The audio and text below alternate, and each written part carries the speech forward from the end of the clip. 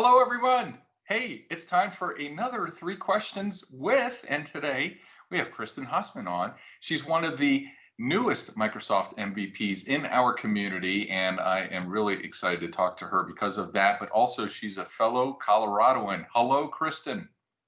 Hi, Mark. How are you doing today? I'm doing swell. Thank you very much for asking, and thanks for joining us today. And you might have guessed we have three questions for you. Are you ready to jump in? Yeah, let's go.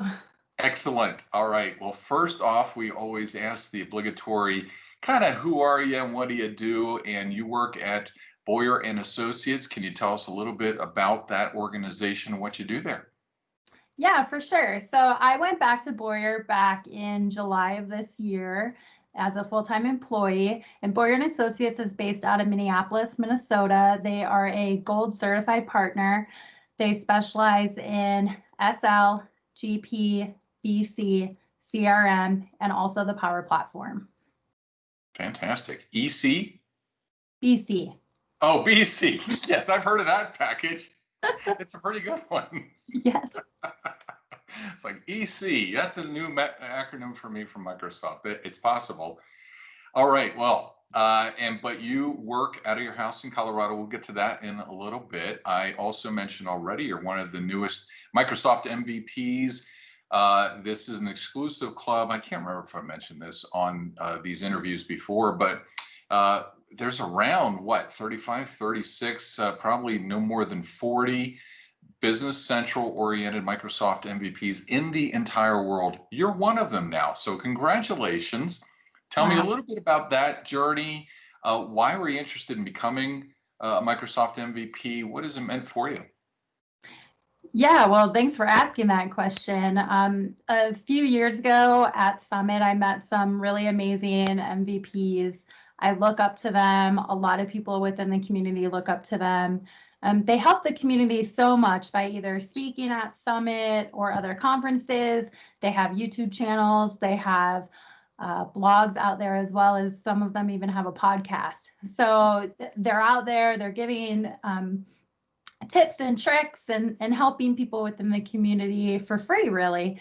And because of that, they're pretty inspiring. They're, you look up to them and you kind of want to be like them, and so about 2.5 years ago, I was trying to come up with some new goals for myself, and I actually wrote MVP on the board in my office, and it was something that I didn't think that I was worthy of.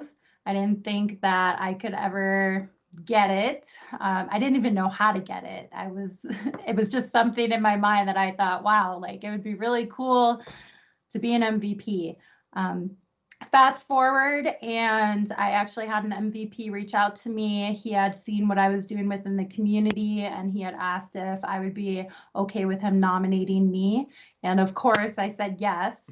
Again, not feeling that I was worthy enough. And I'm sure how I feel is probably how a lot of the MVPs actually feel. They just don't feel like they do enough.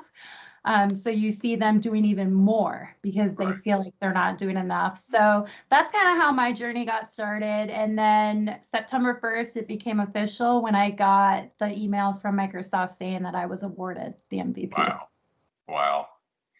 I got to tell you, I've talked to many MVPs. They all say basically that same thing. It's amazing. And I think that's what makes you such a great Microsoft MVP, is because you enjoy giving back so much and you always want to give more. And quite the distinction, quite the honor. Yeah, congratulations. And wow, fantastic. Thank you. Brand new vistas opening up for you, I assume. I think so. It'd be even more exciting when we can get back to conferences. The MVPs have an annual summit, which I understand is fantastic to get to and meet the other MVPs. Quite a network there as well. Certainly leaders in the community. So yeah, fantastic. All right, let's talk about my favorite topic, Colorado. You live, about an hour and a half from me, I presume. Now you're one of the mountain people, as us front rangers like to call you. Living up in the mountains, that's got to be just fantastic. What's it like living up in the mountains? Tell me a little bit about what your life is like up there. Yeah, I love living in the mountains. I was born and raised in Minnesota, and my husband and I moved out here almost 4 years ago with our two young boys.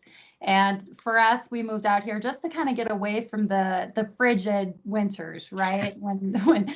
When you walk outside and you can't move because you have a bone chill. Right. That doesn't really happen in Colorado. Where we live here, Mark, we're about just over 8,000 in elevation. And where we are within the mountain range, we could get dumped on with snow one day, Yeah. and the next week it's totally melted. Um, Yes.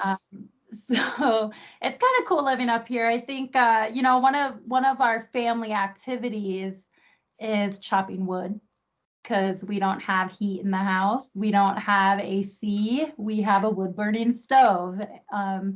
So we're burning wood Wow. all winter long to keep warm. So Wow. quite That different. keeps you in shape. Just that activity right there alone, feeding the wood stove. My goodness. Yeah.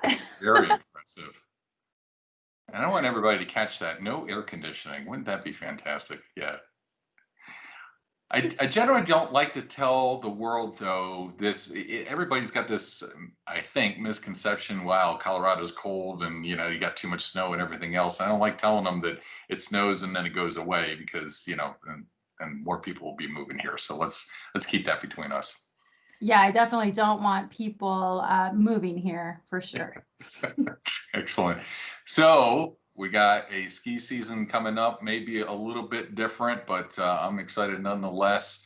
Watched the ski movie the other night. My skis are being tuned right now, and I'm raring to go. How about you?